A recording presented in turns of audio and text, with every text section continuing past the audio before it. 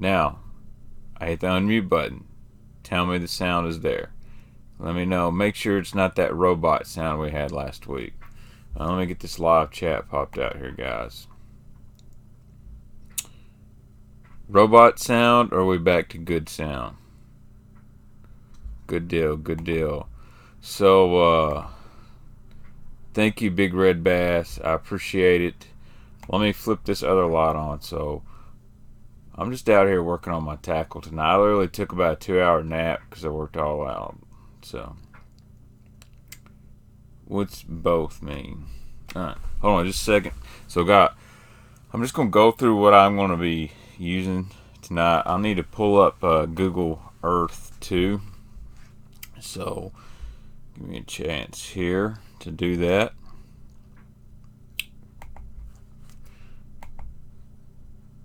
Whoop.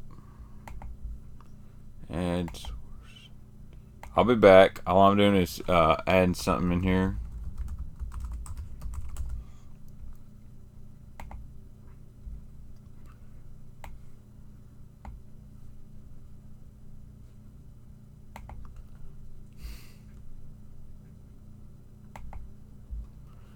Oh, geez. Well, maybe not.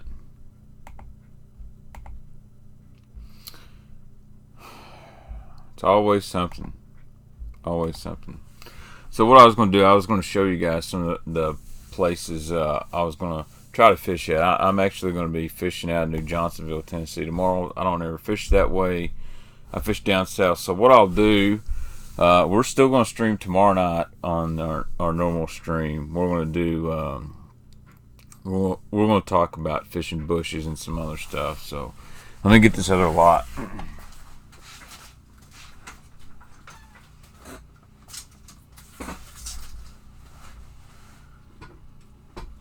Oh yeah. That make it warm.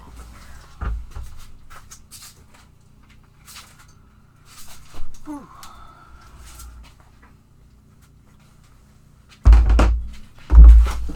Oh, see if that light's much better.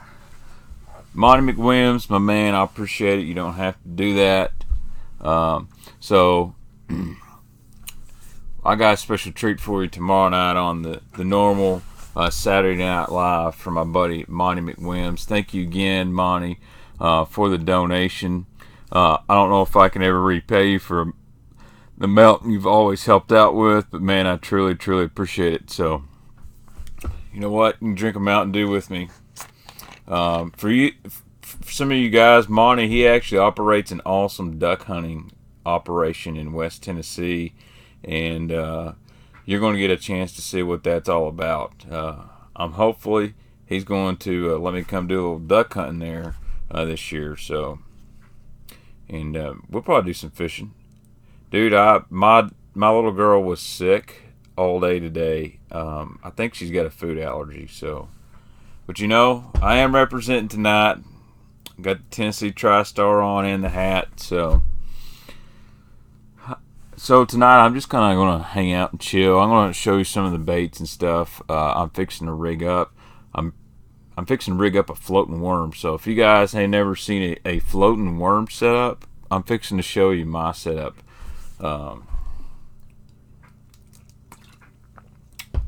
Hi, Baitman. I love your show. My name is Brian During. I live in New York, upstate. I love bass fishing. Thank you for all your knowledge.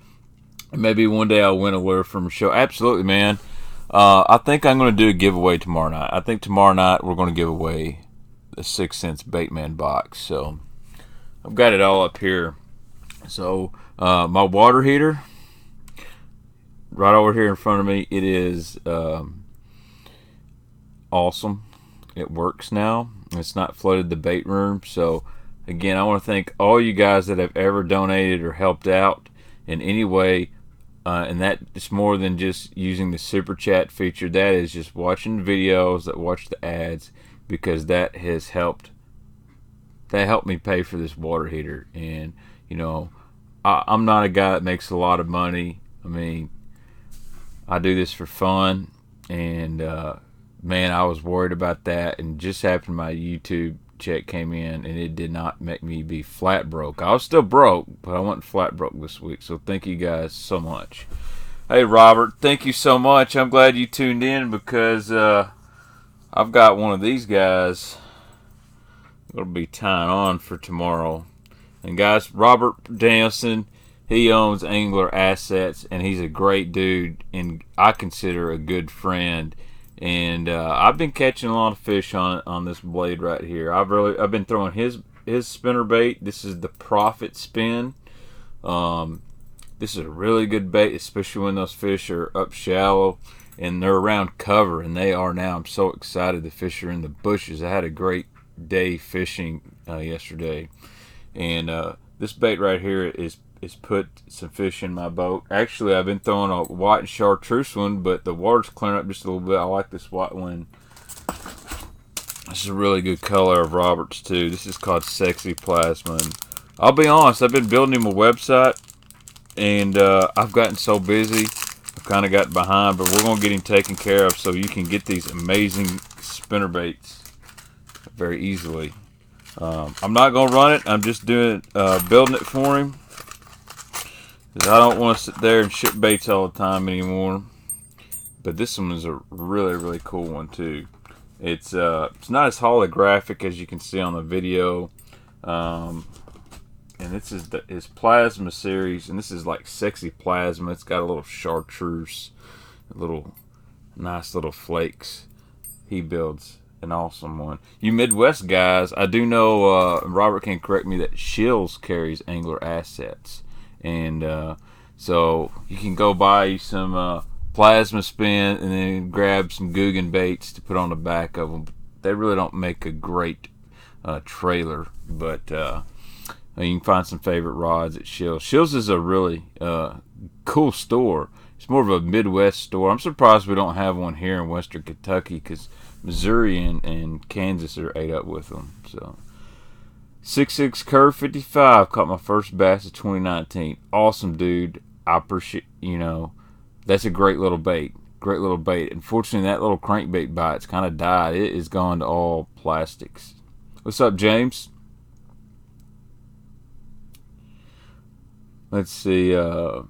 Thank you, Din Din's Adventure. So I'm gonna go grab a rod, and I'm gonna show you guys what if you do want some of these Angler Asset spinner baits, this is Plasma Table Rock right here. Send the Angler Assets page a message on Facebook. Robert, he's a working man too. He'll get back to you as quick as possible, and just say, hey, seen these on the Baitman show, and I want to sling a couple around some laydowns. And he'll get you fixed up. Right now I'm really hot on those Anglers Assets, and then I've been throwing this one a lot. This is the Spot Sticker spinner bait. This is the Shad Head. Really like this Double Willow when the water's a little bit clearer. Also, he paints the blades, and that's Ryan Coleman. It's Spot Sticker. I'm a spinnerbait nut. I can't ever decide which one to throw because they're all so good. Yo, Baitman, I bought the Champion 744 jig special you recommended, and had a 6 and a 7 this past week on Upper Chesapeake Bay. I'll send you a pic of them. Dude, send me a pic. I'll put it. I love hearing those stories. That's a great rod. One of my favorite rods ever made.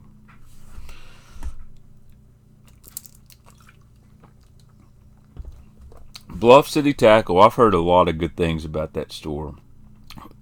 I was going to do this a tournament prep show, and here we are. We're back to talking baits the whole time. I love it. I love fishing tackle, and I love baits. If I won the Powerball, I would probably just put the biggest tackle warehouse order ever. I wouldn't want to buy the whole store. I would just buy 4 of everything from Tackle Warehouse and do like a 2-day long live stream unboxing. Imagine that. I'd never have any content to upload ever again. Kitech Model 2 football. That is a deadly combo. That little Kitech tungsten jig. So I'll tell you, a pro that I'm good friends with told me that Kitech jig has won more money cashing checks on the tour than any other jig. He said not a lot of guys talk about it. It's not a jig that wins a lot of events, but there's tons and tons of guys that use that to get a limit and get checks. He said it's kind of a dirty little secret. This message is held for review. No, we're going to show them thumbs up. Ooh. I've caught more 5-pound fish after watching your videos on baits, on wind, how to throw them, and bigger bass also. I'm in East Tennessee. I fish Patrick Henry Boone because they're 10 minutes to 20 minutes from house. Dude, I think you're probably just a better fisherman than me. That's all there is to it. I appreciate that. I get whatever they're out of. Yeah, pretty much. I enjoy the live streams. I like making other videos too, but man, I went to make some videos this week, and Mr. Tackle Box, if you're watching this video, I'm sorry, but I got something for you guys real quick. I've been trying to film some videos for them, but the wind has blown like 25 miles an hour every day. Even when I'm fishing shallow, it's just, I'm not going to put a video out there with terrible audio. It really made me mad last week that the audio was as bad as it was. Almost as bad as my unibrow. Anthony Davis, eat your heart out. So, but let's, I do want to show you, so I want to show you some stuff I got in the mail. So, a couple weeks ago, I showed you a lipless bait from Carl's, Shop Carl's, Mystery Tackle Box. And now they have some, yeah, here's one. This is the whacker. You can get these on shopcarls.com. These are amazing crankbaits. And believe it or not, they are actually pretty good looking. And they're nice. And this is a really pretty sweet bluegill color. Are they 6 cents quality? I don't know. But honestly, for the price you can buy these on Shop Carl's, it's a really good deal. So you can, the reason I got selected this color, I could show you guys the internal of this bait. Get focused. You see it's got 3 really good sized ball bearings and small BBs. So you get a little mix of the sound here.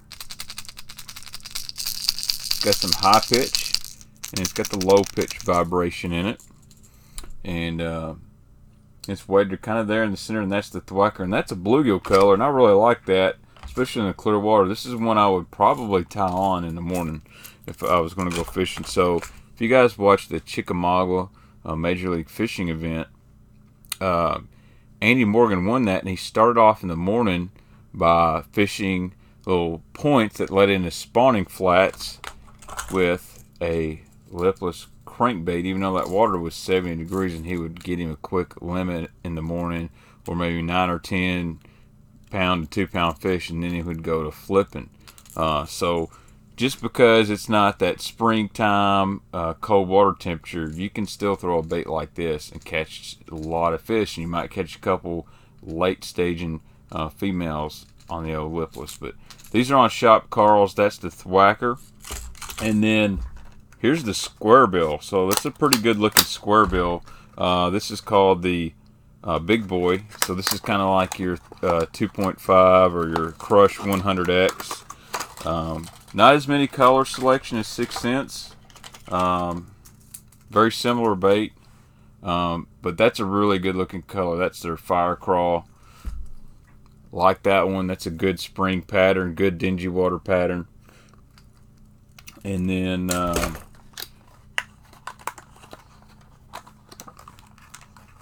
there is this one right here. Now this bluegill one looks straight fire. I will say they did a really good job with this translucent bluegill color. And there is, guys, there's a translucent chartreuse and purple on there, and it's sick. Unfortunately, they didn't send that one to me, but you know what? This one right here, dude. You can call it a bluegill. You can call it a gizzard shad. It would work. So, shout out to Mystery Tackle Box and Shop Carl's for sending me those to really try out, and said, go film a video with these. And I said, sure.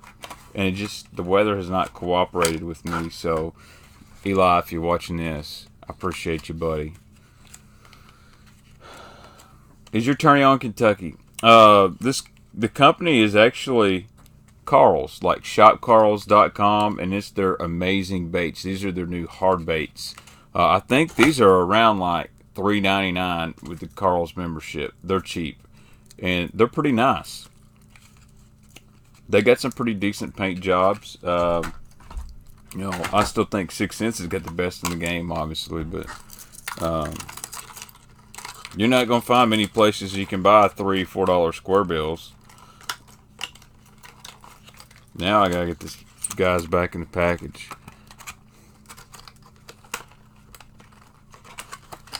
I don't want to spend all night doing this. I got stuff to rig up.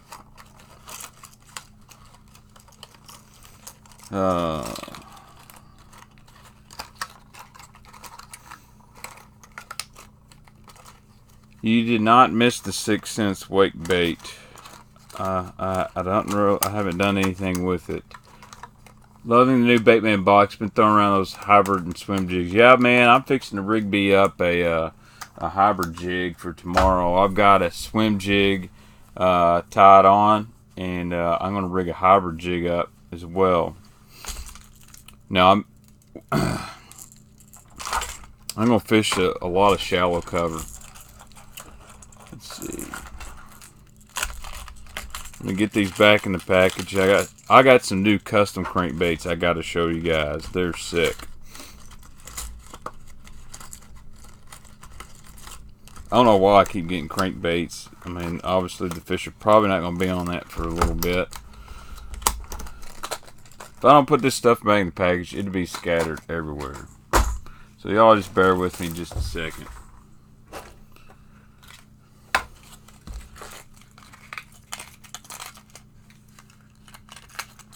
That Roku shad is a great, man, that is a great bait. It's weird. Those guys down in Florida, they swear by the Roku shad. They either throw a Yozuri or an Uruku shad, and that's kind of how I got to hear about it. And it's got a different volume pitch than many other lipless crankbaits, and that's not to discredit any other company's bait.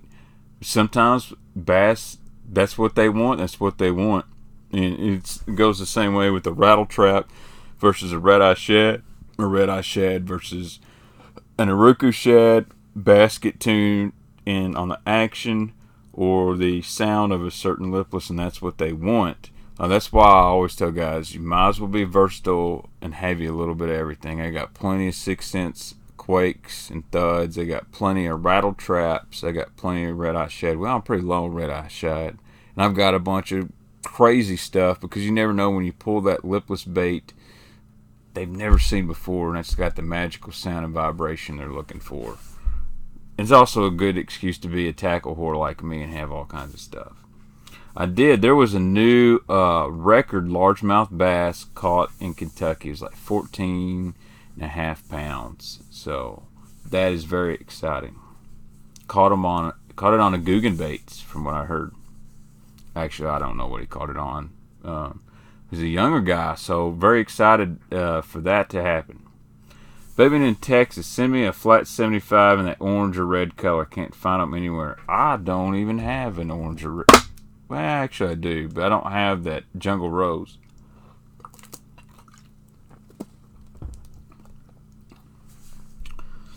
I don't know anything about Easy Lures, but yes, they have a new lipless called the Wakamu shad. It's Fukai. Can't pronounce his name, but Shin's a good guy. Designed it. Really need to order some stuff. For the most part with my lipless, I don't ever go steady. I'm always doing something. I could stop and go. I can't hop it. Sometimes I jerk the rod a little bit. Sometimes I burn it and kill it. Got to figure out what they want. Yes, good question, Wolfie Brandy. Do you know why some of the Strike King 1.5 deeps have a tungsten weight transfer system and some don't?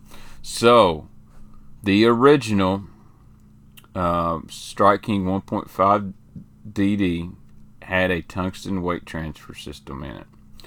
unfortunately, the first run of those baits, when they come from the factory, the weight internal transfer system itself was messed up. The ball was a little bit too big, and it would get stuck. And this was thousands and thousands of baits, and they did not realize it until the big run come out for about 2 weeks, and people were getting pissed. Hey man, my bait's only running 4 or 5 feet. It ain't running straight. What's going on? What's going on? They did some R&D and found out what was happening. So they took figured out the bait would pretty much cast the same distance without the weight transfer system. It would get deeper, and the action was a whole lot better. It was more consistent, so they took it out. So some guys, that 1.5 deep, it would work, and they ran great. Others, it didn't. So that's what I was told from Strike King. They fixed that, and they'll take care of you if you're having any bad issues out of that bait. You bought the green gizzard shad color, has a weight transfer system.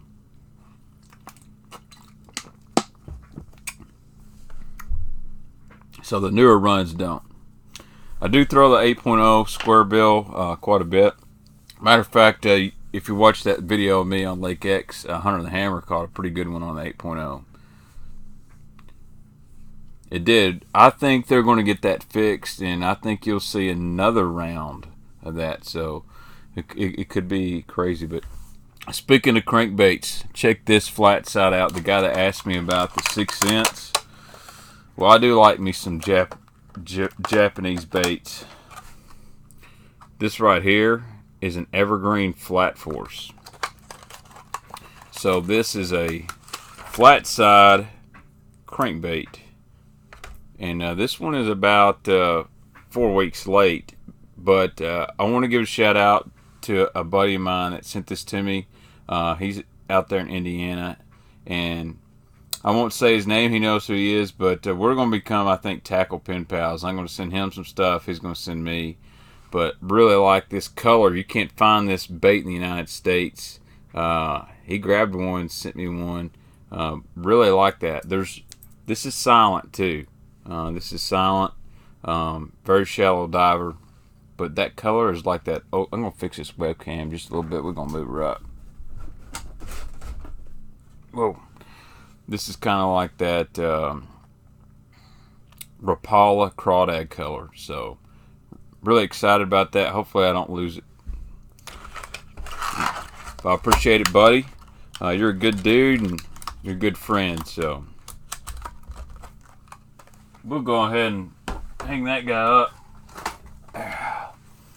Fix this webcam just a little bit, guys. That way I can get stuff focused in right. You know anything about the new Berkeley flat cranks? They on the market anywhere? I don't know about them. It's like a Fritz combination thing. That's his doing. I really hope they're good. I like the dredgers, but man, I see them everywhere on closeouts. So let's do some real talk right now. Let's talk about Berkeley Fishing. What's happening with that company? I think their soft plastic line is awesome right now. They got those mag bottom hoppers, the lugworm. They brought back the power bait lizard, power bait pit boss, the hollow belly, all that. Unfortunately, I think Berkeley's hard baits have flopped on a huge level. I think they're good. That's the problem. They're good baits. But I think the whole Berkeley frenzy thing has really hurt them, and people are really wary to pay 6 cents prices for a Berkeley bait right out of the gate. I mean, they're more expensive than a Strike King bait. The colors are all good, but I don't know what's going on with their hard baits. I think they caught a lot of flack for their Chapo bait and their gunfish kind of bait, or I'm a little stick bait and some other stuff. But you know, you guys should try them. They're actually good baits. And now so many people's knocked off a Whopper Plopper. I mean, what's it matter? So that War Pig is a good bait.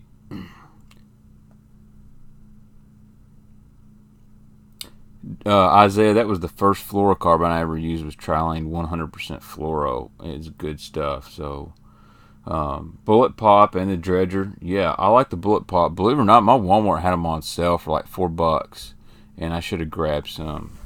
But now let me show you these. Let me show you these custom cranks right here.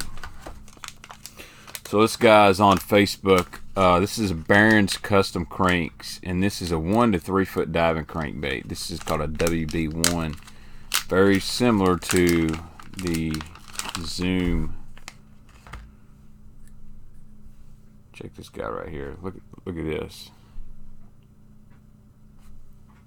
Just a little fat, wide wobbling square bill. These HD cameras don't even pick up the subtleties in this little bait. It's almost like a gray ghost, but I got this because it looks like a little bitty crappie. And these are a $20 bill. I didn't even put any hooks on them, but that is, I'm not sure if it's balsa. It might be a cedar wood, but I have a feeling it's balsa. And you can look him up on Facebook. You can look up Barron's Custom Cranks that come in these little packages. And then I got this one here.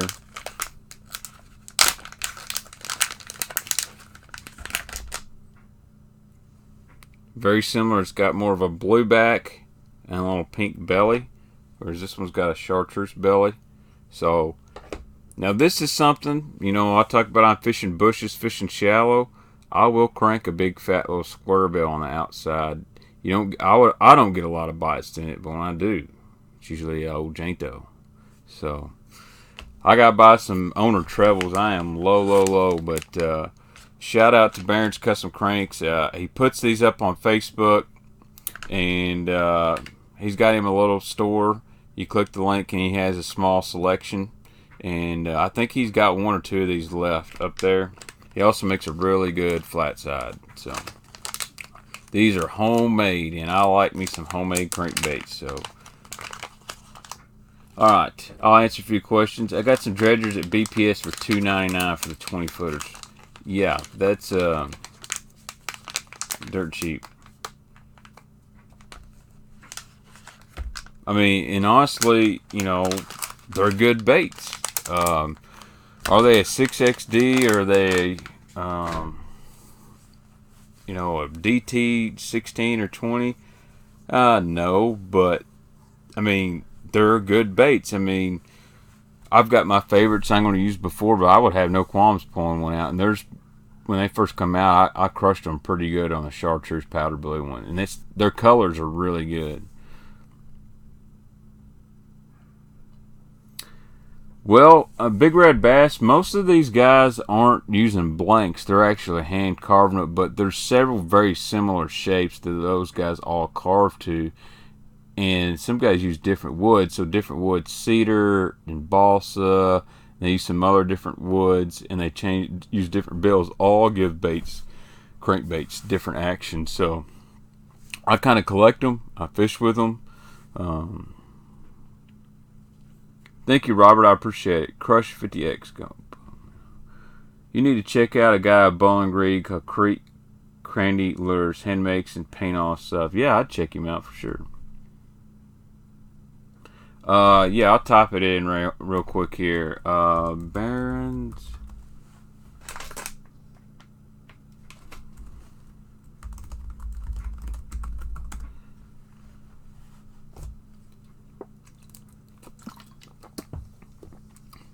Alright, guys, I'll be right back.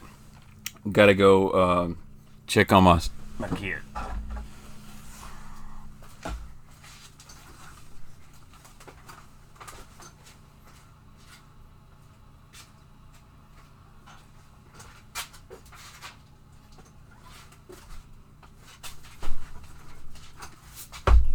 Never mind. Mama got Swimbait Junior. We good. He's mad about something. So, snag my spinning rod here. Yes, I own a spinning rod. I actually own 3 now, but I only have one of these, which is a spinning reel. And this is my Daiwa Tatula LT. Really like this spinning reel. It's super light. And I've got this $99 Stix This is their spinning hybrid stick, and that is, yes guys, that is a Ned. But I'm fixing to rig up a floating worm on this thing. So what's cool about making a braid to fluoro connection is if I want to change something out, all I gotta do, I don't have to, I've still got that leader on there. This leader's decent length right now. So I'm going to actually cut that off because I'm going to put a floating worm setup on here. And this is kind of a forgotten technique, and I'll show it to you here live. So do the Daiwa Fuego spinning reel is super nice.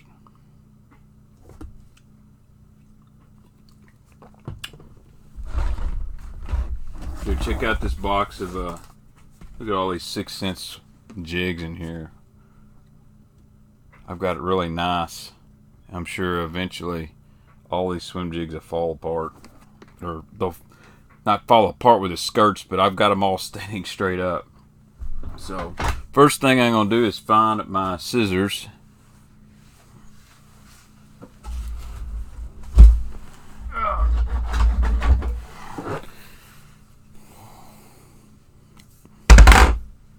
Flip the bell on the old Daiwa. So I'm going to show you how I do this floating worm setup. This is kind of a forgotten technique, but if you look up Bassmaster Takahiro Mori Sam Rayburn, he absolutely kills them on this back in the late 90s, early 2000s. So now I'm not going to tie a braid to fluoro later for this technique. I'm actually going to use a swivel. I'll save this net head. Danny Joe Humphreys lives near you. Yeah, he makes a good float worm. Believe it or not, Mike Buka, that's what he uses for the bull rat. So this is a great technique for pre-spawn, early post-spawn fish. Some fish that I'm going to be targeting tomorrow. So luckily I should have the right stuff here in this Bass Mafia terminal coffin. Oh yeah, there we go. One good thing you must have doing this is a good swivel.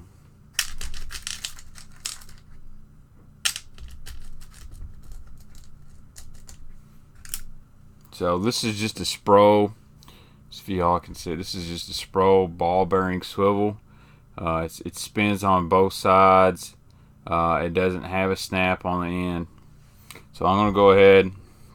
I'm going to tie my braid to one end of this right here. And this is the knot. I tie this knot on everything. So this is a San Diego jam knot. So see that loop right there? You'll bring round your thumb and you can go 1, 2, 3, 4, 5, 6, 7. Right?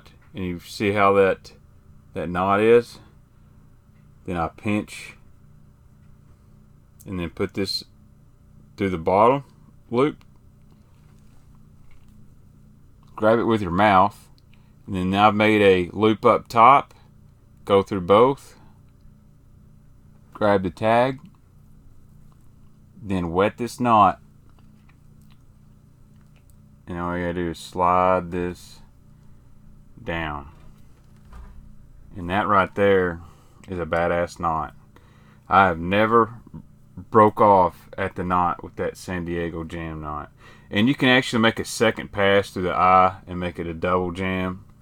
And then I'll take my pliers or scissors. Actually, I very rarely use scissors. I usually use my teeth, which is terrible for you. And then I'm just going to cut my tag in right there.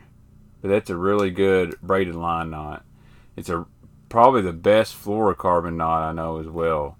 I don't tie a polymer knot at all using fluorocarbon except on a drop shot. That polymer will burn the line. So now I've got my braid hooked up to my barrel swivel. So now I'm going to get me some fluorocarbon line as a leader. See what I've got here.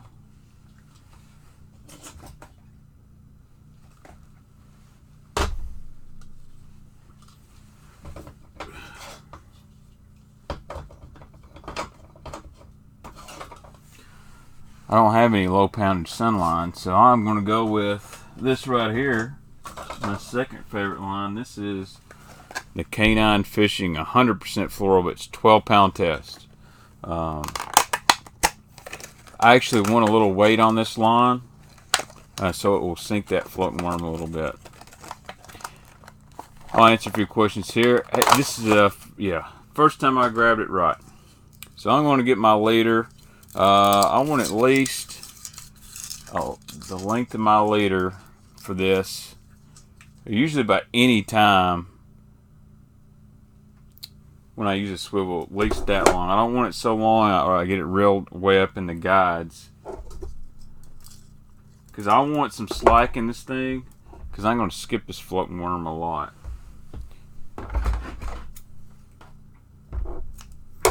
So now I'll grab my swivel again and tie here. Kevin, where any of the Yamamoto hard hairs worth of crap? Hard hairs.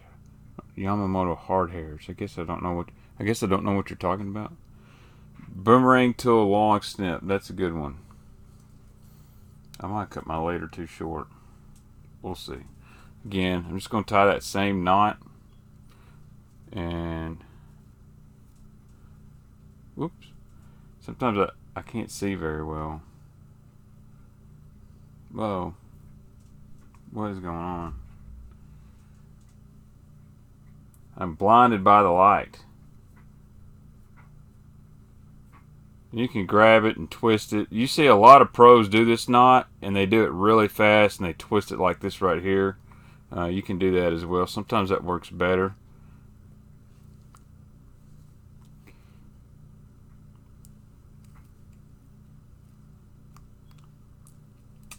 But this is something I am going to throw tomorrow, so there we go. Got that knot on there. And one deal is you've got to wet that knot, because that makes that little loop slide and cinch down. If you don't wet it, then you'll know, because when you go pull it tight, it'll pop.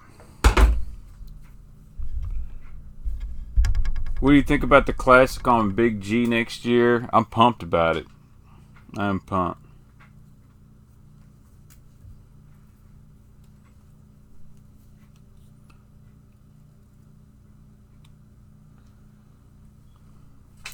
So, yeah, the Canine line, I like the original for cranking and spinnerbaiting. It's really good. The 100% fluorocarbon, I really like it for bottom stuff, but for leader material, man, it's really good. So this is the floating worm I'm going to be throwing. Nothing special. It really don't even float, but this is a Zoom methylate trick worm. So if you're over the age of probably 30 like me, your grandma, when you'd fall at grandma's house and scrape your knees or elbows, she'd go, "You better put some methylate on there." This is the color. It wasn't bright red, it wasn't bright orange, it was just methylate. And I like this because I want to visually see this bait quite a bit. There's something about this color on a floating worm bass just cannot stand. So all I do really is I want me pretty much a standard worm hook. Nothing crazy. Hopefully I got me a little owner in here.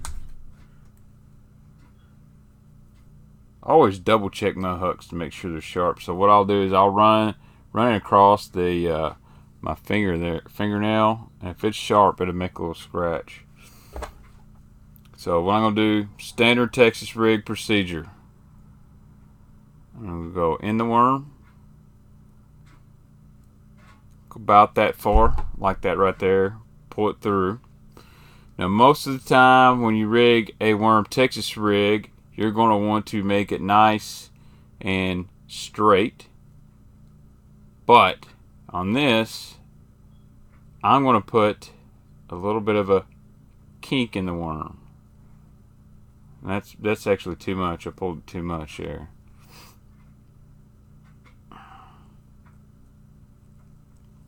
Rig this up, put a little,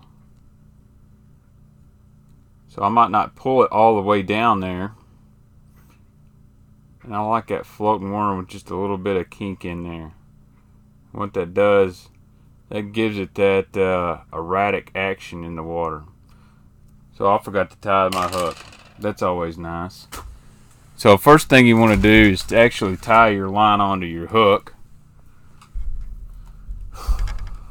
Late night, late night, late night.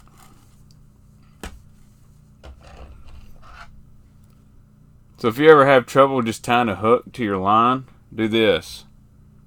Take your bait and just hook it on there. And now you've got weight to hold your line down.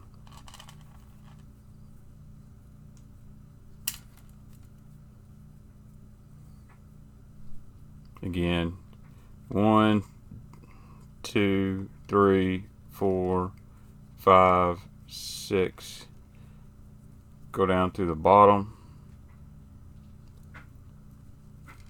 to the top. Wet it, pull that tight. You're good. So now I have me a floating worm. Yes, floating worm. I'm going to throw these bright colors in clear water. And matter of fact, when I'm fishing tomorrow, hopefully the water's pretty clear. So I'm going to bite the end of that off just a little bit. Just going to push that up. Like I'm going to pull it nice and straight here. And then I'm just going to make that kink. I'm going to push it up just a little bit,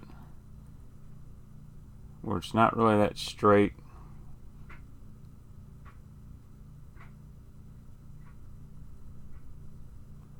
And now I got just a little bit of kink in the worm. It's not really straight, it's got that little crook in it. And what that does, and sometimes you can make it bigger or less, but that makes it have a real erratic action in the water.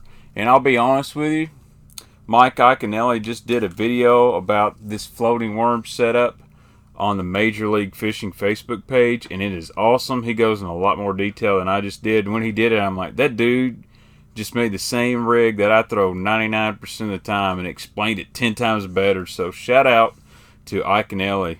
I wish people didn't give Iaconelli so much slack. That dude is a great fishing educator. I got to work with him a long time ago, and Ike is probably one of the best and most natural gifted speakers ever out there. He is so good at breaking stuff down and showing you how to do cool things. So now, one thing you can do to this floating worm is if you want it to sink even faster, you can put a nail weight in it.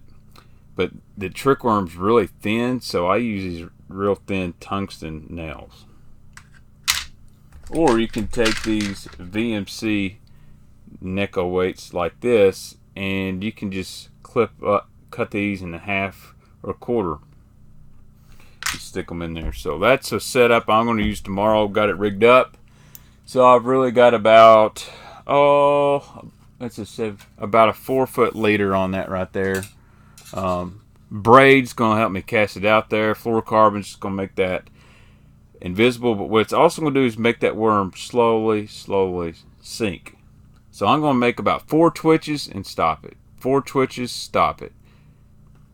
And then if they don't like that, that's okay. I've got 30-pound braid to a 12-pound leader. I can get away with throwing a Ned on that on Kentucky Lake. Or I think I got some 8-pound fluoro in my bag. Then I can just go back to a Ned rig setup. So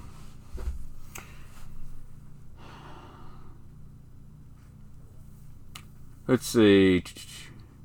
I'm going to answer a few questions real quick. Hey Kev, would a backlash on fluoro be a headache more than mono? It is.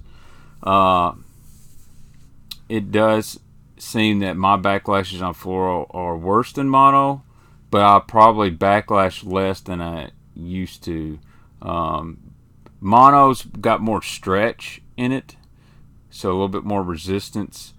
But saying that, mono spins pretty fast, and you can get some nasty ones. I can backlash so good, like I can medal for it. But anyone says they got a reel that doesn't backlash, bring it to me. I don't care if it's Corrado DC or my Daiwa SV or whoever's promoting the anti-backlash reel. Give me about 10 casts. I'll show you backlash. It does happen. So, how about a Yamamoto Zaco and that swing jig? I don't throw a Zaco on a swim jig, but I like it on my chatter chicken quite a bit. Dustin, you're right. Everybody throws that thing, but it catches them. Yep, I like that San Diego jam knot. My buddy Chris, what's up, my Vol fan brother? If my YouTube channel gets big enough, I'm hiring Chris as my bodyguard. When I met him, I literally thought he was like Al Wilson's brother. He's a big dude, but he's like the nicest guy ever. So, and then we saw each other at Bassmaster Classic. He was repping that East Tennessee fishing gear, so it was easy to spot him out there.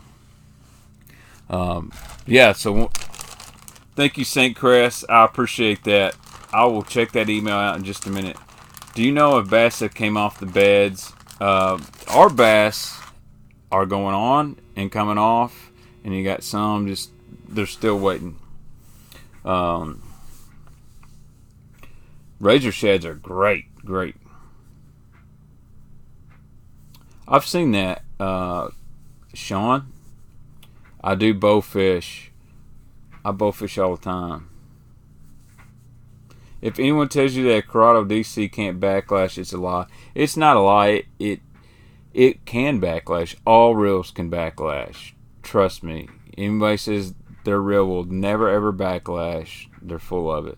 Now, what they may say is that it significantly reduces backlash. That I can get behind. Corrado DC, a Metanium DC, they are hard to backlash. But if you don't have the settings exactly right for the line and the wind, you can do it. And speed spool bearings aren't going to make it any better either. So spawn, I've been fishing on North Barkley for the most part, and South Barkley. Those fish are pre-spawn I'm catching. I think I've caught one post-spawn fish. And I have caught some bigs on a frog this week. I'll just go ahead and be honest with you guys. That's been my go-to bait for catching some big ones, is a frog. And, I've thrown the 6 cents frog. I can't get them to eat it, but I've only got one color, black, and I went to a red Jackal Gavacho frog, and I've caught some great big ones. But I hadn't been able to film. It's either rained or it's been super windy. But I had probably one of the most awesome topwater strikes of all time, like 2 days ago. Just had companies try to invite me to the pro staff. Little did they know I had the knowledge of the Baitman. That's awesome, huh? I bet I could name a few of them. One of them was probably Titan Tungsten. Do you think the Daiwa Fuego is the best bait caster under $100? So it is one of the best. I've been throwing mine quite a bit. That's what I've been throwing my jacker hammer on, is Stix utility rod and a Daiwa Fuego 6.3-1. It actually casts really, really good. So it's built on the same frame that Daiwa Tatula is. It just doesn't have the T-wing system. And there's some more plastic in it, but man, it's a good reel. Shimano SLX is really, really good. That Origin C by 13's a good reel for $99. The Lose LFS, awesome reel for $99. That's my $4.99 reels right there. I won't mess around with. And if you can find some Shimano Casituses, dude, those are really good reels. Did you catch any flack from those kids do that prototype bait? No, I have not. I think they know I keep it real, and they're not going to start a war with me on that. Kev, fishing 15 or less water depth, what size tungsten would you use? 15 or less. If I'm not Flipping bushes, I'm probably going to use 5/16 or 3/8. If I'm flipping bushes like I am tomorrow, I'm going to go at least up to a half.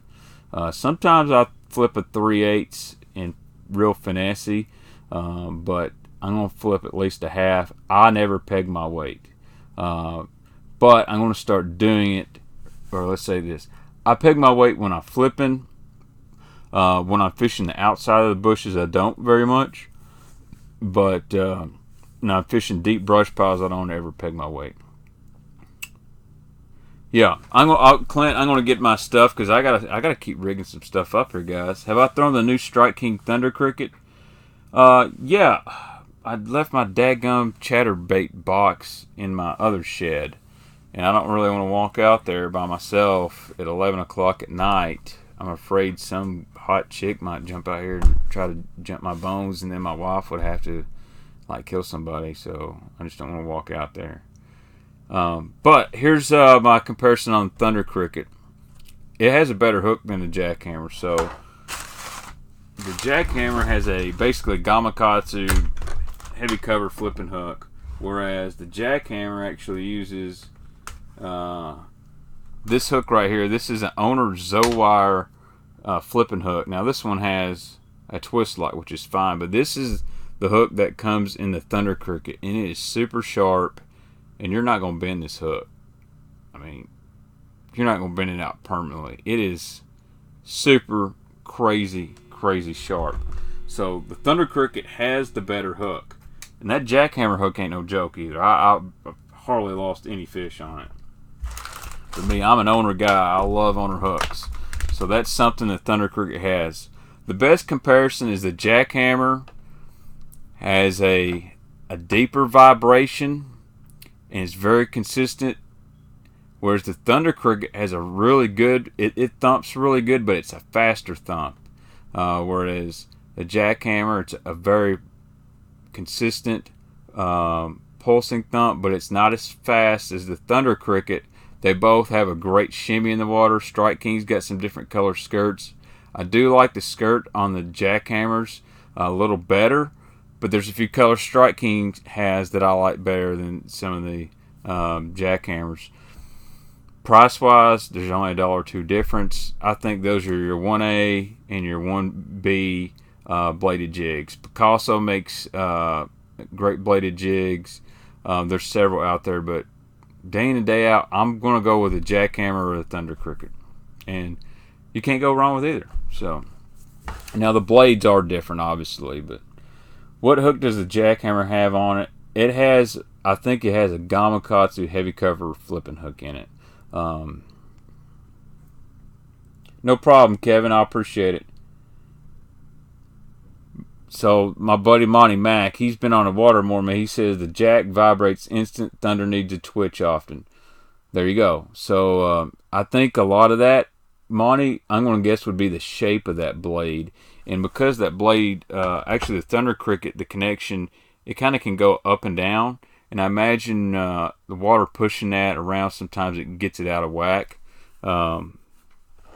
But there's nothing wrong with having to twitch a chatterbait. I catch so many more fish when I'm reeling a jackhammer, and you watch Brett Hite fish it. He hardly ever just sits there and reels. He's always, kind of twitching his rod or jerking it up. A lot of times it makes that bait dart, and us fish just slam it right then. So don't freak out if you get a Thunder Cricket and you're reeling and all of a sudden it stops and you got to twitch it. It'll be okay. Chances are when you make that thing dart, that's when you're going to get a bite. Where I have issues with like the original chatterbait and some others, you throw that sucker out there and it just don't even run. You ain't twitching it. You're having to like hop it up and down, and you're beating it on the side of the water, and you're back there with pliers bending stuff. That ain't no good. So, would a chatterbait get more bites than a swim jig in clear water? I don't know. It just depends on your fish. In clear water, I would tend to throw a normal swim jig over a chatterbait, but it depends on how clear you're talking about.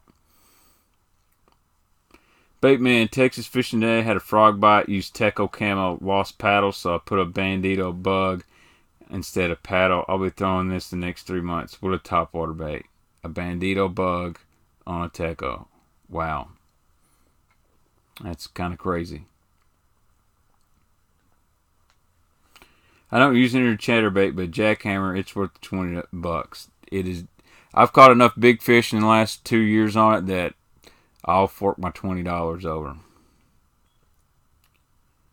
Would they catch at Barkley in a week? Yeah. I think you can catch them on a bladed jig on Barkley right now.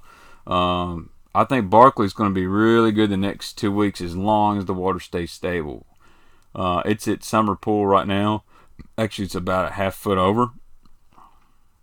I like it at 360, 361. That is perfect. But 359.5, I can flip a lot of bushes with that.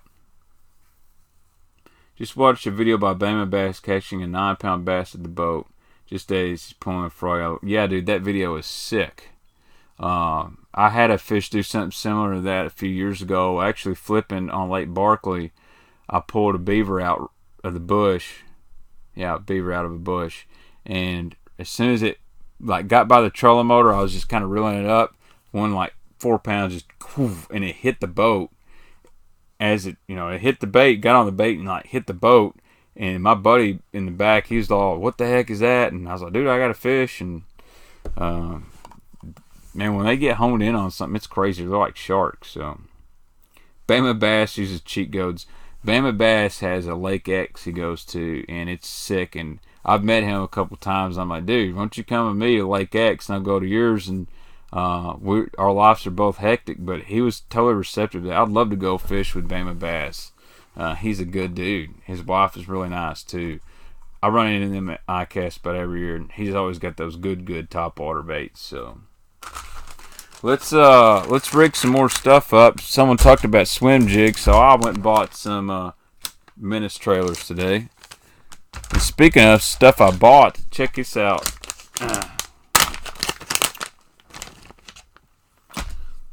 This is the Missile Ned Bomb. Anybody got any of these yet? So I figured I would buy a pack.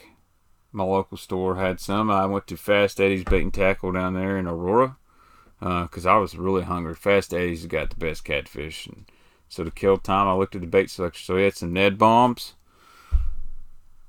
That's a good looking bait right there. This one is Alabama Craw. So nice. I don't know how many you get in a pack here. $3.99 for 10 in a pack. I can live with that.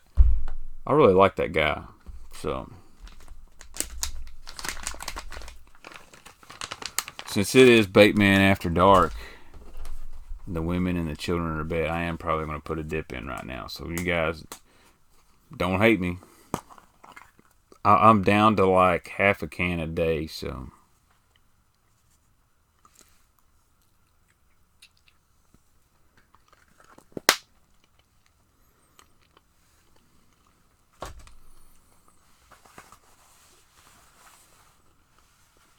Lots of speckled trout on the Ned Bomb. That's awesome. I've never caught speckled trout. Alright, so let's I'm gonna go run out here and we're gonna get a swim jig set up going.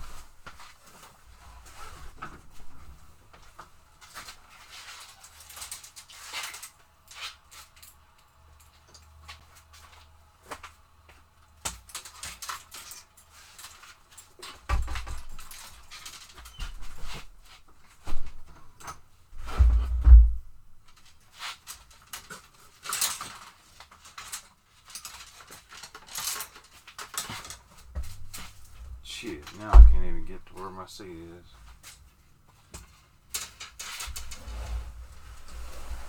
Oh, I'm back.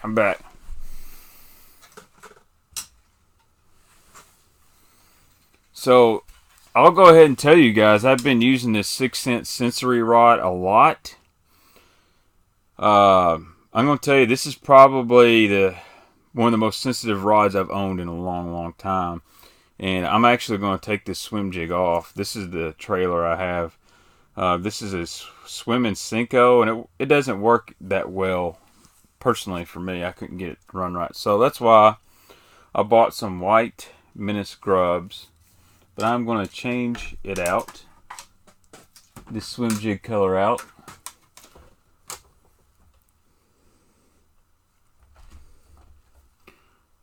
Clint, no sir, I do not work at Kentucky Lake Outdoors. I have not been there in good dang almost a year.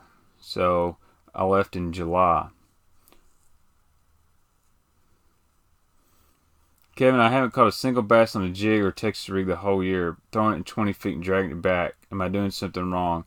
You're probably fishing too deep, to be honest with you. I don't know what lake you're fishing. But this is the time of year your bass should be in that 10-foot or less water. What swim baits will work the north end of Barkley? I don't throw a swim bait too much on Barkley. If I did, I keep it simple. I like the 5-inch Ignite swim bait. Something's got some color in it. The Zoom Swimmer or a 5-inch Scottsboro tackle swim bait would be great on North Barkley. It's been a while since I've been there. Went in today looking for you. Yeah, if you looked for me in there, they probably would have told you I'm not there anymore. So, depending on who's there. I know Ron Lapp is there. My good friend Ron Lappin works there. Ron's a great guy. Respect the heck out of him. So, but I am building windows at Pella and doing other stuff on the side, making videos and websites and stuff like that.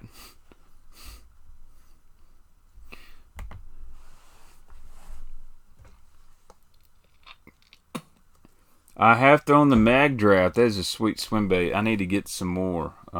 Everyone's kind of out on the whiteback shad. That's the one.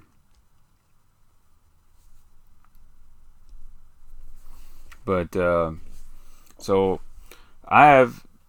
the people have picked the swim jig I'm going to throw tomorrow, but I'm going to tie a different jig on this rod before I go to the swim jig. The people decided they want me to throw this color right here, which is going to work. I was probably going to throw it anyway. I've lost my dividers I took out of this Bass Mafia box too, by the way, so they want me to throw old Table Rock shad. So one thing I am going to do with this, I'm going to trim the skirt up just a little bit. Now, on a picture I put on Instagram, people said, bro, you need to trim that weed guard. It is so big. Thank you, American taxpayer. Trump 2020. I don't do politics on here, but I appreciate the support. If Trump could take care of the Asian carp, I would really appreciate that, Donald, if you're watching. Worry about the illegal immigration of Asian carp across the Tennessee River. You could get lots and lots of votes. It would be huge. I mean, huge if you could do that. So, anyway, thank you, Donald. But this is the 6.6 Divine swim jig, and this is the Table Rock color. The only reason I didn't put this in the Baitman box is they sell quite a bit of these. I was afraid they would run out. So, basically any white will work. But I'm going to put the old Ben Milliken special, the Menace Grub on the back. So Ben, if you're watching, I'm going to do Ben Milliken things tomorrow, hopefully, and I can win the tournament. I want to film, but I'm not going to. I may take the GoPro. I may charge it tonight and then get what I can. No guarantees. I'm going to take my Menace Grub. Now I'm going to rig it sideways, but before I do that, I am going to trim just a little bit of that skirt. So to trim a skirt on a jig, I always fold it upside down. And you really got to, these skirts are so fine from 6 cents, you've got to sometimes pick them apart, and that's okay. But as I was saying on the weed guard, the guy was saying, Ben, you got to trim that. Dude, this thing is really, really thin. I'm not going to trim it back much at all, because I'm going to fish around some heavy, heavy cover.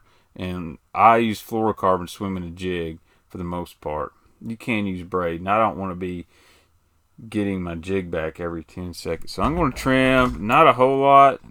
Do what my wife does, put between her fingers. I'm just going to trim just a little bit off there. Not a whole lot, just a little bit. just where it's kind of right behind the hook. I might go just a little bit more. So made it just a little bit more compact, but I'm going to take this menace grub and I'm going to go this way. So I don't want to rig it where this flat side is facing the head. I want it parallel to the bait. But the cool thing about that is it really doesn't matter how you go in because of this screw lock on here.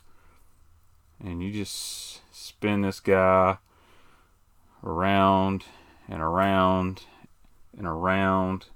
It's kind of like that 80s song, "You Spin Me Right Round."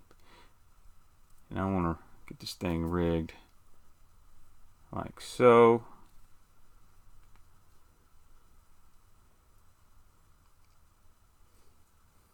I still don't think I got it right. I didn't get it in straight. Story of my life.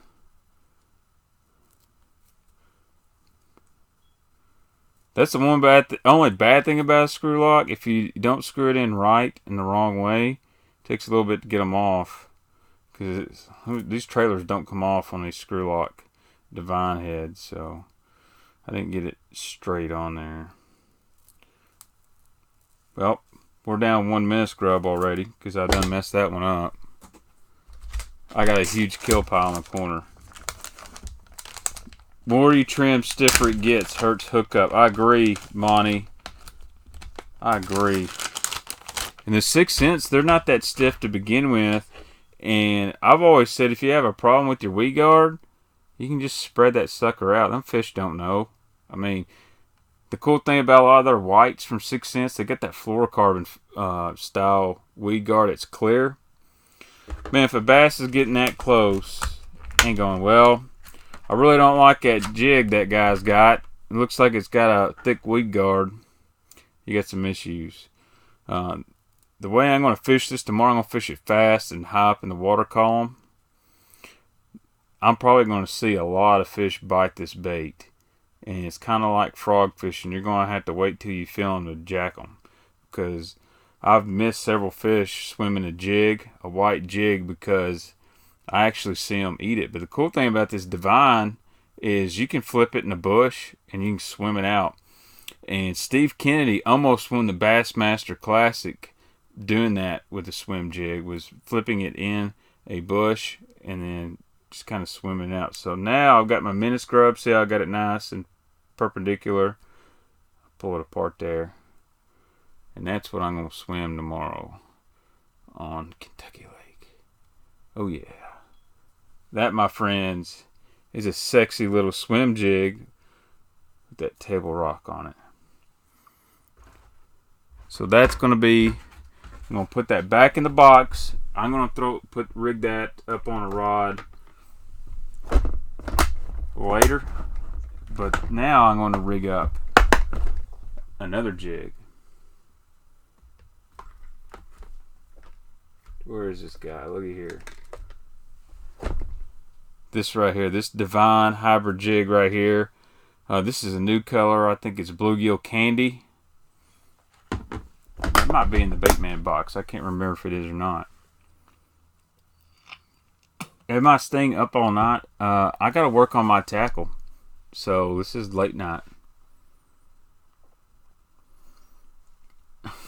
Alright, American Taxpayer, I appreciate the Trump comment, but, you know, I love everybody.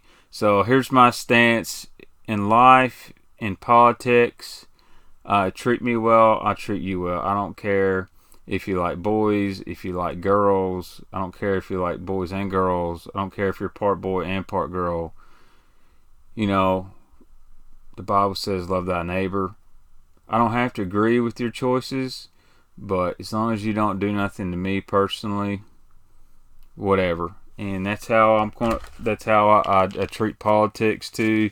You can like what you want to like. That's your choice. I'm not a liberal guy. I'm very conservative, but I'm also a realistic person. You know, there's no need to get in arguments and ruin friendships because you voted for this person and that person. And I joke about them all. So that's my politics stance. If someone does something that offends you, keep that to yourself. I believe in getting all loud and about it and all that stuff. And I don't have to explain my stances. That's just how I roll. I think St. Crest, you assumed it right. Love the person, hate the sin. I've got friends that believe a certain way, and I don't agree with it, but I'm still their friends because the Bible teaches us to still love one another. And I really think whether you believe in the Bible or not, that's just something you need to kind of live your life by. Don't worry so much about what people are doing. Love them for who they are or who they're not. Don't, just because your buddy down the road, he worships at a different church or he doesn't go to church. So this is a big one that gives Christian people a bad rap. People think, well, I don't go to church, so that Christian guy thinks he's better than me. And some people come off like that. They feel, well, if you don't go to church, he's doomed. Shouldn't be like that. So, just because someone doesn't go to church doesn't make them a bad person. Obviously, if you're a believer in the faith, you know what happens if you don't believe in Jesus Christ, whatnot. A good Christian would witness to that person and is still going to be their friend no matter what, because, this is just life here. Whether it's your faith or fishing or just being a friend to somebody sometimes is the best medicine for all kinds of stuff, because you never know what's going through a person's life, and just talking to them and being there for them, being someone they can rely on, means more than anything. I've unfortunately, as I got older, I've had some friends that have,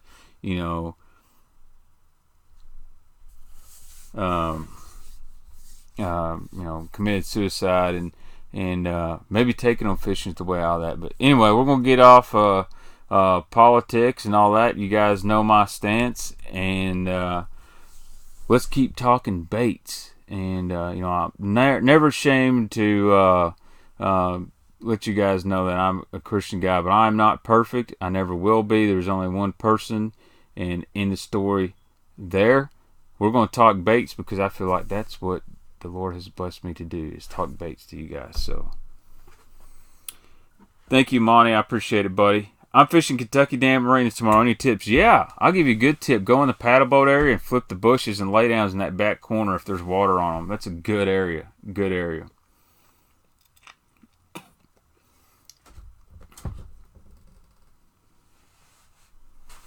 You're right, Jack. That's a very good statement. So you're right, Mike.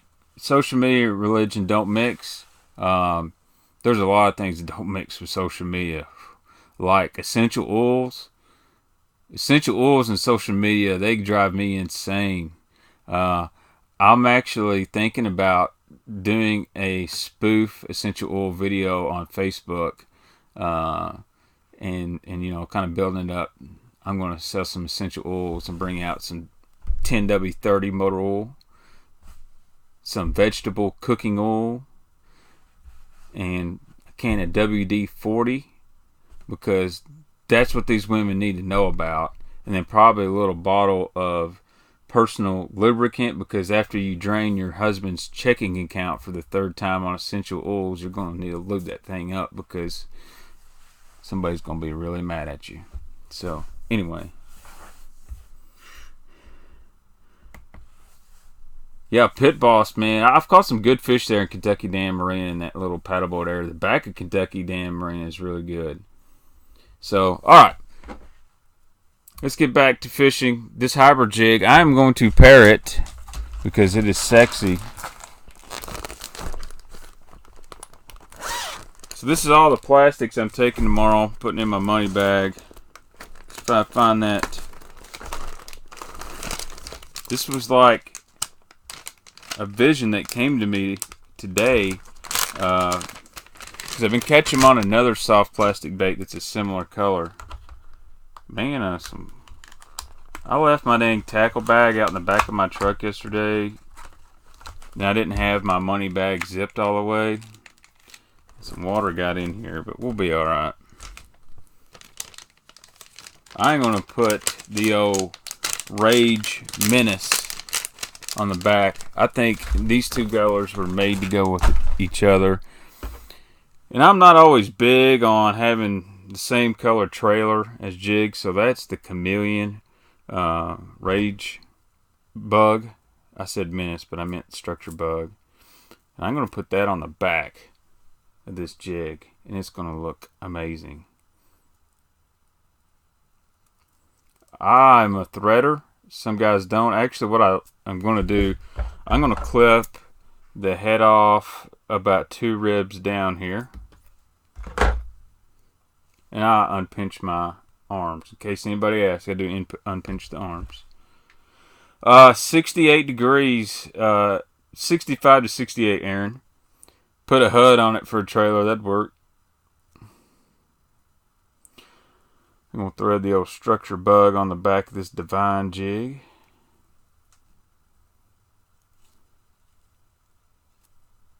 Oh boy, we got something here. We got something. Now I'm going to have to trim that skirt a little bit. I'm going to turn this guy upside down. These 6-inch skirts are real thin. I like them. So we're going to trim this skirt just a little bit. Give it a little bit of a haircut. Oh baby, now we're talking. Now we are talking. That guy is going to get its lunch packed. Woo! Y'all see that? Think about that guy right there coming out in front of a lay down. So that hybrid jig, Rage Bug on the back, I like it. I would like to buy the Babe. Where is it offered? 3FFishing.com is the only place that sells the Babe right now. I know about a week or two ago they said they would possibly have some more baits in the next 2 or 3 weeks.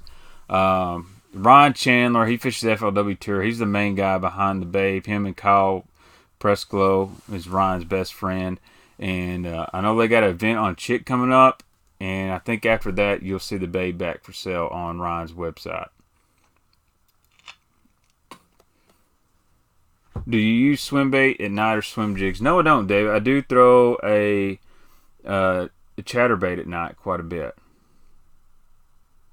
But it's something I want to experiment. A lot of guys like an MS Slammer or a black rat at night. So I'm going to tie this jig on real quick on this rod.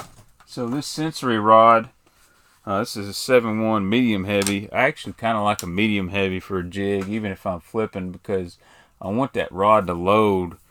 If you get a super stiff rod, sometimes with this fluorocarbon, you will break off. And I don't want to break off. This is that Sunline Assassin. This is 17 pound. I could be using braid, but oh well.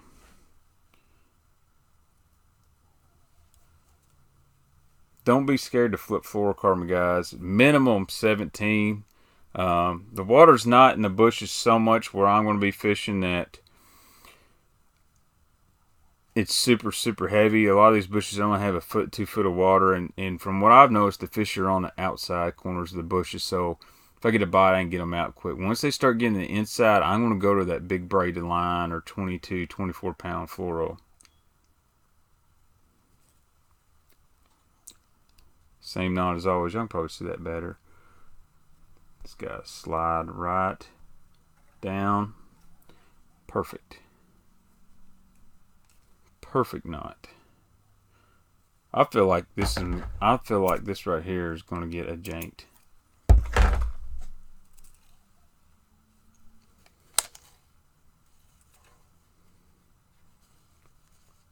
Now, because this rod is a prototype, they actually put the hook keeper upside down. So, yes, I'm that guy that hooks them on here. I'll tell you what I'm going to do, because I'm going to be co-angling tomorrow. I'm going to put a rod sleeve on this thing.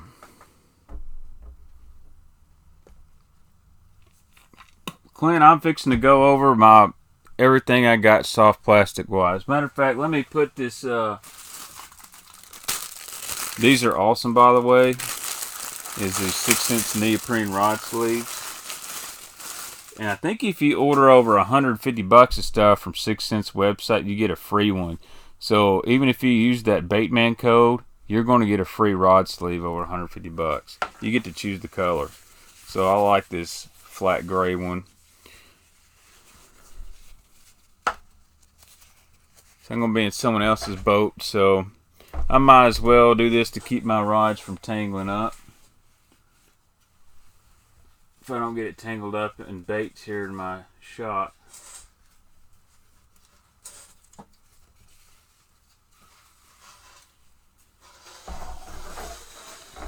Oh yeah.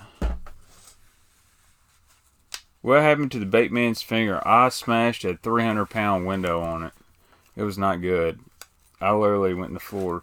So if you see this black dots on my arms here, that's because I get caulk from making windows on it. So get the rod sleeve on. All you gotta do is take this little guy right here. This is your little strap. All these rod sleeves come with this strap. And I just put it around my reel handle. And then that rod sleeve is not going anywhere. Would you look at that? Would you just look at that? Would you look at that? Look at that setup. That's a good deal right there. So now I don't have to worry about that thing blowing off or anything, but I'll show you. Here's the frog I was telling you guys about. And you know, I actually did a video last year and talked about this is a bait you need to be throwing. This gavacho frog from Jackal. This is a fresh one. And one thing I will do, and I do this with almost all my frogs, is bend these hooks up and out.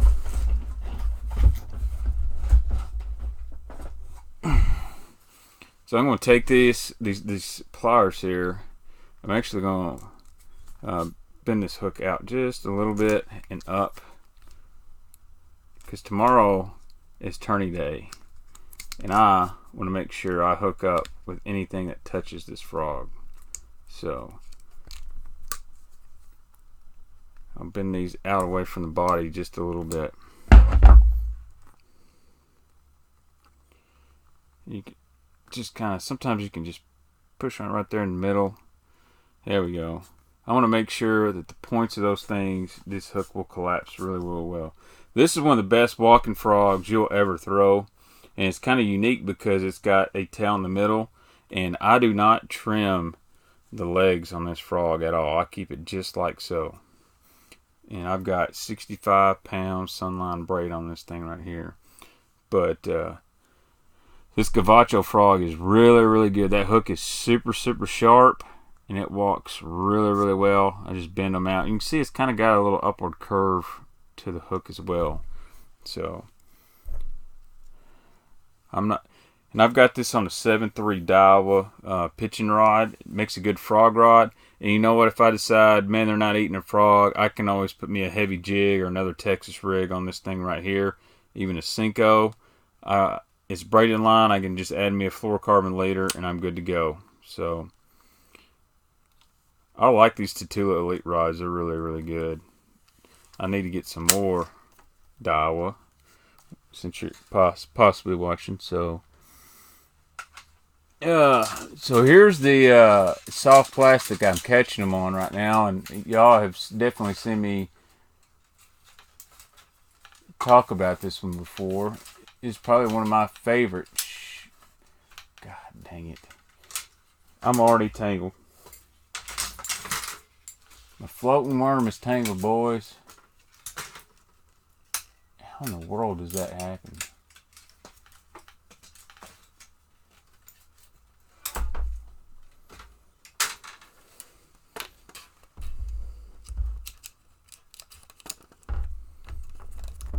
So this is I got to test out this Douglas rod, and this one's the 7.5, 7'5" heavy, and for a big bite fighting frog, it's nasty. Loads up really, really well. But that color right there will straight catch them. That's that confusion color, very similar to that chameleon rage crawl. And I'm glad I'm in here checking out, because I got to retie that knot. Normally I would use a flipping hook with a soft plastic, but since I'm using this fighting frog, You see it's got a hook slot right here. If I use a flipping hook, it just penetrates so quick it tears the middle out. So I'm using a 4/0. This is an Owner Jungle wide gap made with Zoe wire. Super sharp. I bet I've caught 15 fish on this the other day, and it's still deadly sharp. But that works really good. 4-inch fighting frog. I'm going to tie me a fresh one on real quick.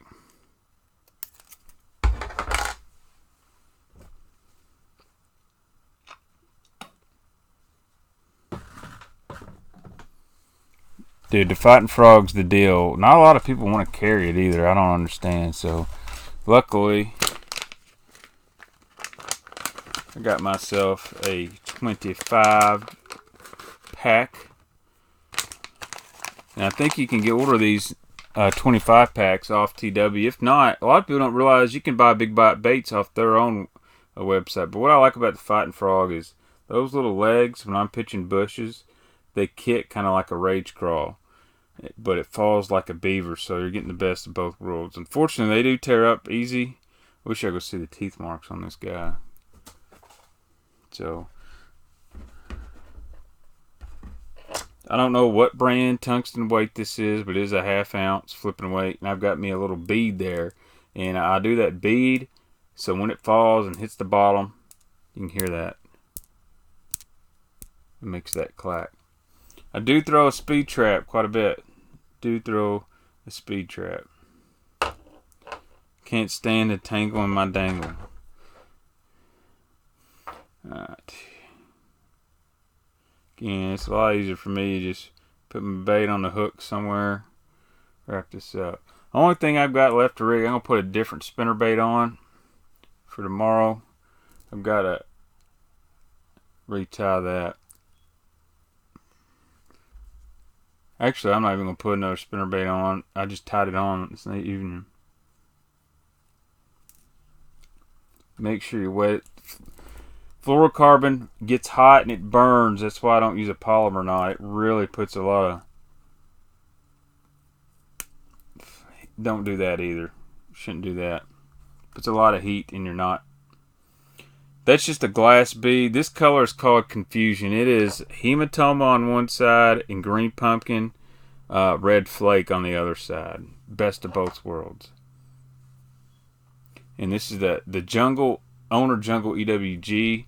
Normally I'm going to use a Jungle Twist Lock flipping hook or the regular Jungle flipping hook. So now on these baits, I like to make sure my hook goes in on the hook slot side. I don't know if it matters, but I hook up with a lot more fish with the hook point coming out of the side that does not have the slot, and I'll leave it. See that right there? This kind of protects your point. You know, to expose it in like that. Ooh, that is a nasty bait. Kevin, would a spinnerbait work best in dirty water or also clear water? It works great in both color waters. You just need to adjust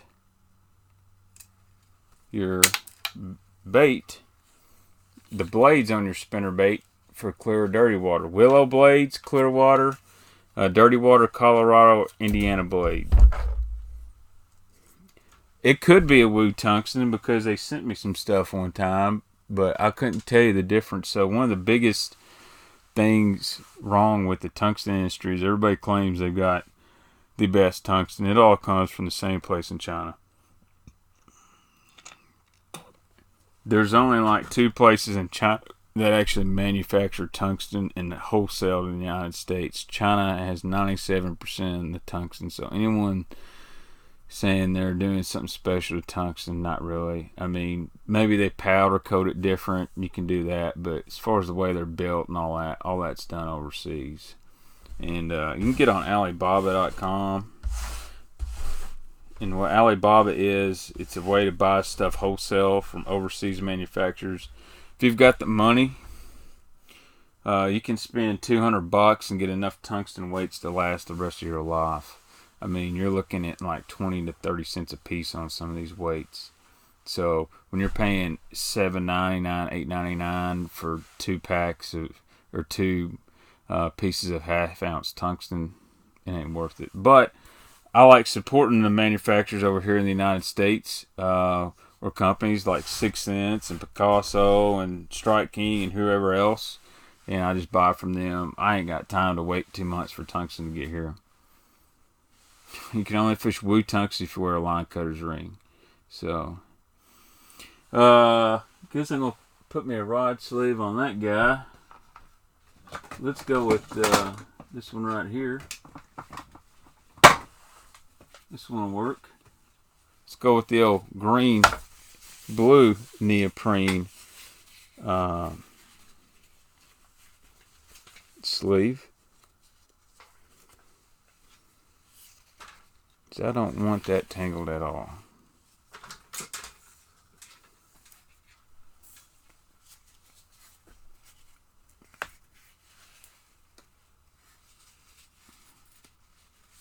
And I'm pretty much done rigging tonight, so I'll go over all the plastics I'm taking with me for tomorrow. I really like this Douglas rod, guys. Not just saying that because they sent me a couple for free, but if I didn't think it was worth checking out, I wouldn't tell you guys. It's super light. Now, I was wrong on the price. This rod is $349.99, so you're looking at Dobbins Champion XP price, but man, it performs as good as my Dobbins did. So I don't ever reuse those bobber stoppers. They're so cheap. They're $1 a pack, 99 cents a pack. I think 6 Cents sells it for like $1.99. There's no sense to reuse them. I just throw them away. I'm a cheap guy, but I ain't that cheap. So, alright, so obviously I'm going to take the fighting frogs with me, the white minnow scrubs. Those will go in the money bag. Let's see what else I've got to put in there.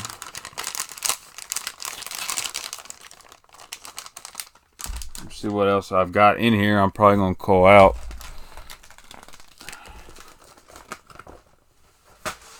You guys can help me pick. Keep it or ditch it. Man bear pig. I caught a fish on this the other day. I love this color. Coosa Special. We're going to keep it. We're not going to dump this one.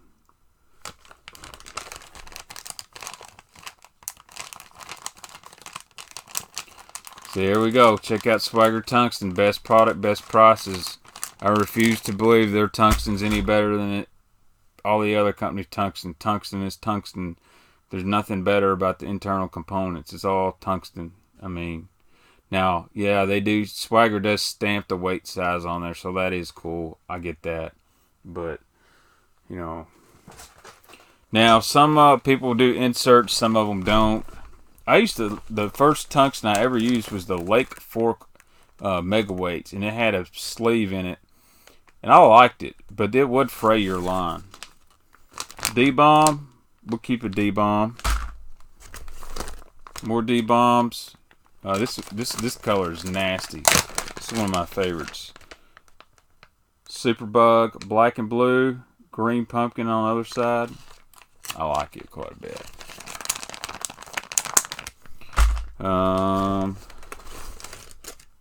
Kitech electric shad. Probably gonna leave that at home. This guy, Robo Ned, keep it. One of my favorite baits. Net bait Pack-A Slim. We're gonna keep that one right there. Love that. Good by itself too. Man bear pig is real. So let's see here. Wow, 127 guys watching me fiddle with tackle at midnight. Hey, this is a good bait from Big Bite Baits. This is like their Pack-A-Crawl, but it's solid. So when I'm using like football jigs and stuff, or a flipping jig, I'll use these quite a bit. Summer crawl.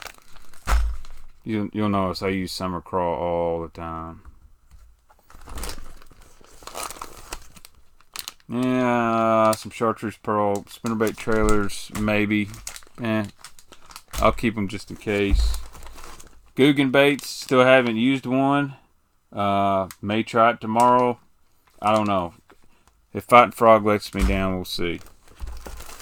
The OG of flipping baits, the original Beeve. And then Green Goby and Tramp Stamp. Everyone likes a little Tramp Stamp every now and then. Zoom Z-Craw and Tilapia.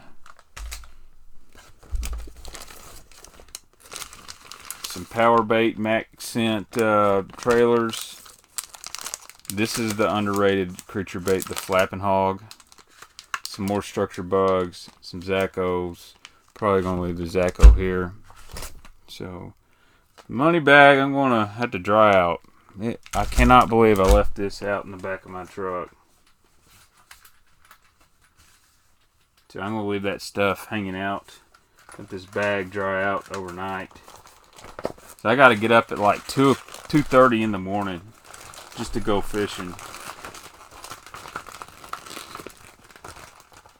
Now, I've seen some guys on the internet say their money bags ripped and stuff. I've never had an issue, but I will tell you that if you keep them in somewhere that's really cold, or if they get really hot in the summer, and then they get really cold in the winter, because it is a plastic base, it's just like anything. It'll want to expand and contract. That's when you'll run into issues. So try to keep your stuff that's in a money bag inside of a controlled, put your money bags inside a Rubbermaid storage or something like that in the winter. It make them last a whole lot longer. So, would you Texas rig a Yamamoto double tail grub? The big one, possibly. So, range crawl is great.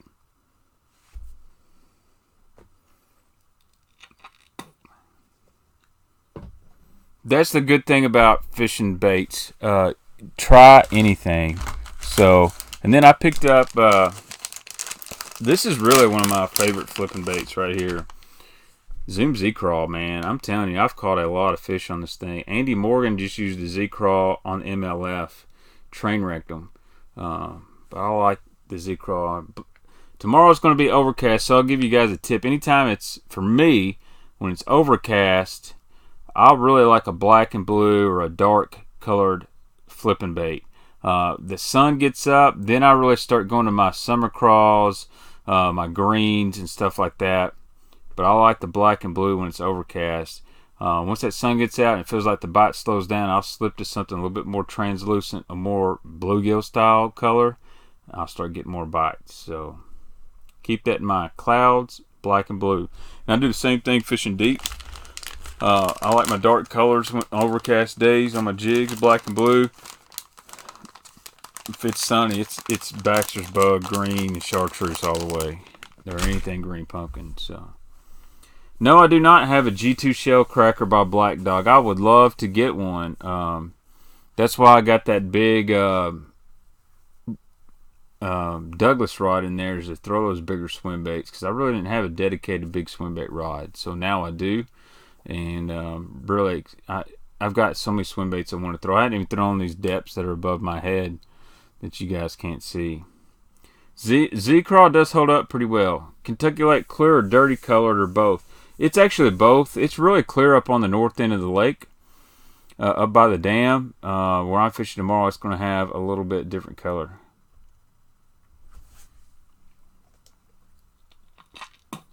Let's see if I can pull up Google Maps real quick. I'm going to try to pull it up on my desktop and then see if we can, or maybe we'll get on the Angler website.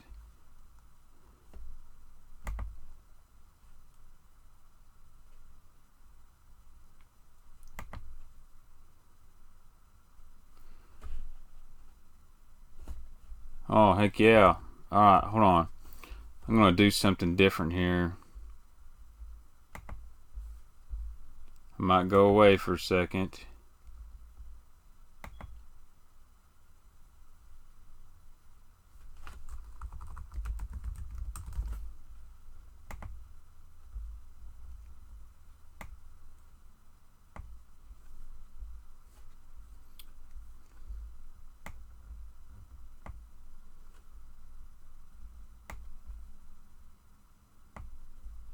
I'm gonna lock this down. All right. Let me know if you can see the Angler website. I have pulled it up. So Angler is a great app that I'm going to be using throughout the year, and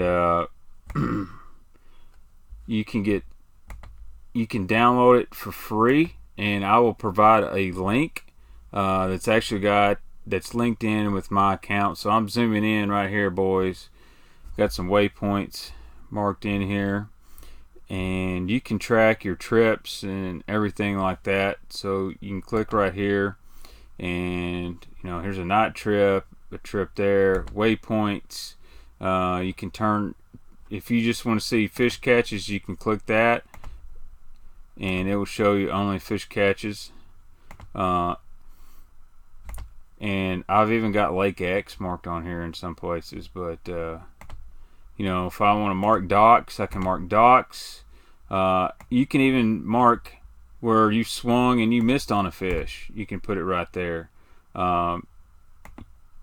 You can take photos. It's just really, really nice setup. And there's a little device called the Angler Bullseye device, and I gotta find mine for tomorrow. But let's talk about the lake. I'll go ahead and show you.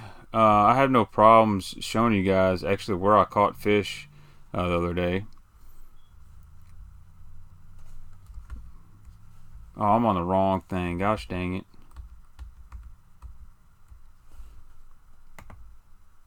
Let's open this in a new window.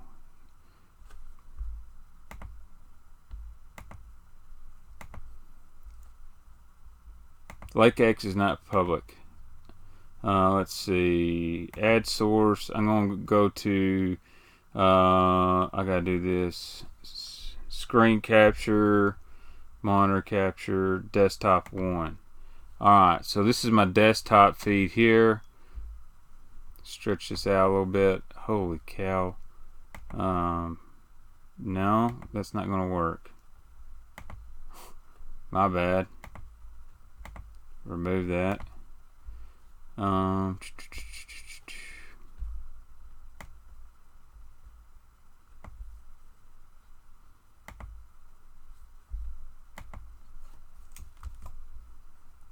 gonna get this pulled up. I'm sorry, guys. I'm sorry.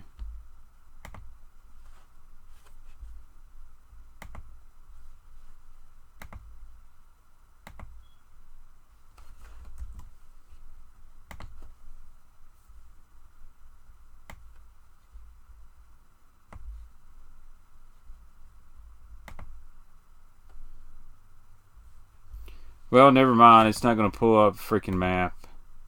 I apologize. Or maybe it is. I don't know.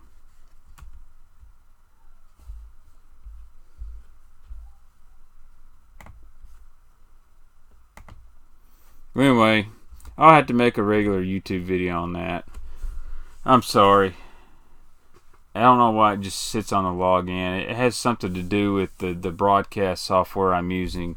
It's opening up a new window instead of just open it there within the browser and the broadcast software. So, but anyway, what I'm looking for, a lot of guys want to go into the biggest bay they can find and go run to the back. What I'm looking for is smaller to medium sized pockets right off the main lake. And those are the first places those fish are going to go in to spawn. A lot of guys end up going past them. They got to run to the back of the biggest creeks on the lake. And I like fishing those sneaky little cuts off the main lake because a lot of them have little creeks in the back. And that's where I catch a lot of fish. Now, when I say a lot of fish, I don't necessarily mean 20 in a pocket. I mean 2 or 3. But if I run 20 or 30 little pockets in a day, I've got a chance to catch better quality fish. And I feel those bigger fish don't go migrate for miles to the backs of the creeks.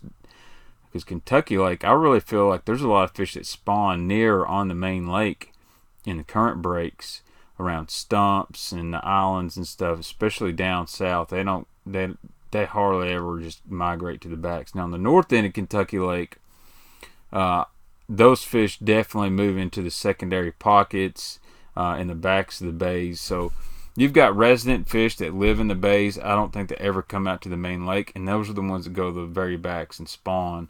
Whereas those fish on the main lake, those bigger resident fish that live out on the main lake, they go to those little pockets right off the main lake, and that's the ones I like to target. And I'm guilty. I've ran by the same pocket for 30 years, and I fished one last year. I've never fished on Kentucky Lake that's literally probably a mile from the Moores area, and I pulled in there and caught 2 4-pounders. I said, I cannot believe I've never fished this before. But because it didn't look like anything special, I always went past it. When I got in there, there's a feeder creek, and there's 7 big laydowns down there and 4 or 5 good bushes. 2 4-pounders in the first 5 laydowns. It was pretty sweet. So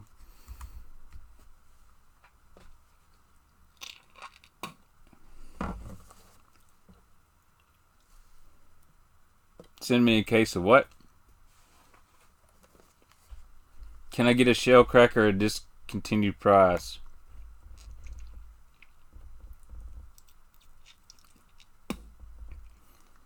Alright. Hey, Black Dog Baits, I'm just going to let you know, I'm not going to ask you for no free bait. But all I ask is if I order off your website, make sure you have it in stock. Send it to me fast. I definitely love the original Lunker Punker, but I've thrown the injected one, and that's sweet. So let me ask Black Dog Baits a question. How do you feel about all these companies coming out with mega-sized topwater, since the Lunker Punker was pretty much the OG of big topwaters?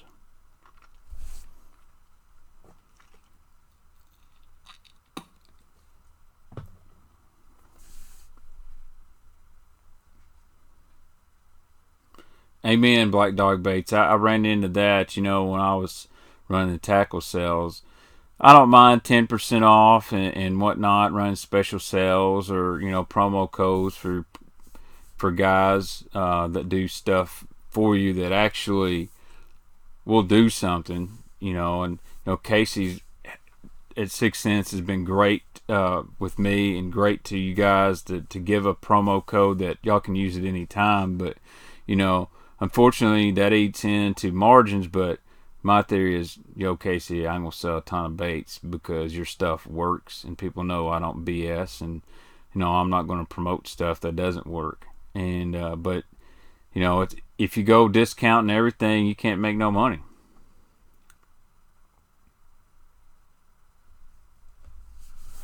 There you go. See guys, if you're nice, things happen. Appreciate that, man. But that's good. I'm glad you're still selling them. They're great baits. I remember watching the Matt Allen and Tim Little original Lunker Punker video, and I seen that thing walking, and I was just like mesmerized. And I spent some money and I got one. And long story short, guys, braided line is great, but if you backlash on braided line with a big heavy bait like that, forget about it. And unfortunately, I threw into a bunch of freaking schooling fish, and when that sucker hit the water, it took off about, I don't know, a mile down the Tennessee River when a 4-pounder grabbed it as I was trying to troll to get it. But yeah, I mean, I would love to be able to Skype you in on this show, and we can talk about some of your stuff. And you definitely got a great niche of making baits that attract a big bite. So if you guys want to see me maybe Skype in Black Dog Baits on here and do a little big bait sesh, let me know. I think that would be great. I'd love to have the manufacturer guys come on here and talk tackle and baits, and he can show you the differences in some of the baits and why he makes certain colors. And yeah, man, I'm glad to have you on tonight. Definitely a big supporter over here, man. Got you. So go over to the Black Dog website, get a bait, a G2 shell cracker. Those are really, really good baits. Very respected dude in the industry, that is for sure. And nobody carries that stuff here other than like Scottsboro Tackle. Great friends of mine. Not hardly anybody carries the Black Dog stuff here on the Tennessee River. So kind of a West Coast deal. See how many people we got watching here. 116. So I am going to stream tomorrow night. We'll do a tournament recap, and I don't know what we'll talk about tomorrow night. Maybe I can. I'll probably try to log my fish catches, and we'll go over where I caught these fish and all that stuff. So I'm kind of running out of topics. So we'll just talk about whatever. But really, so Baitman late night. We're going to try to do this on Friday nights after 10, and we're going to get into some topics. It's a lot of it's going to be more me talking, but water heater's great. Hey, Monty, I'm fixing to hit the bed too myself. So, but I think next Friday night we're going to talk about the Asian carp conspiracy. So I have a conspiracy theory on why the Asian carp are here and why they will continue to be here on the Tennessee River. So I just feel that, you know, we can send a man on the moon, but we can't get rid of a carp. There's something going on there, and it's called money. So late night next Friday night, it's all about Asian carp, and we'll talk baits and stuff. And then my buddy Brent Anderson is going to come on Saturday Night Live, maybe next Saturday if I can get Brent over here. Brent is an absolute hammer. So anyway, thank you, Black Dog Baits. I appreciate it. Yes, Fast Eddie's has got everything I just showed you except the Big Bite Fighting Frog. I bought mine online, but Academy carries the Fighting Frog, and I think some other tackle shops got the Fighting Frog. Where I used to work in the cabin, I think they got the Fighting Frogs down there. So anyway, I'm going to jump off here. Guys, I appreciate all the love. Thanks for watching the videos. It really helped me out. I enjoy doing the videos, enjoy doing live streams. I have been streaming almost 2 hours. Wow. So going to jump off here. You guys have a wonderful night, and y'all have a safe weekend. Tight lines. God bless you all, and go catch you some Jaints. I don't care if you catch them on a Ned bait or a freaking bait this big. Just go fish it. Thank you guys so much. Make sure you hit the like button. If you're not a subscriber, hit that subscribe button. If you don't, no big deal. Have a good one.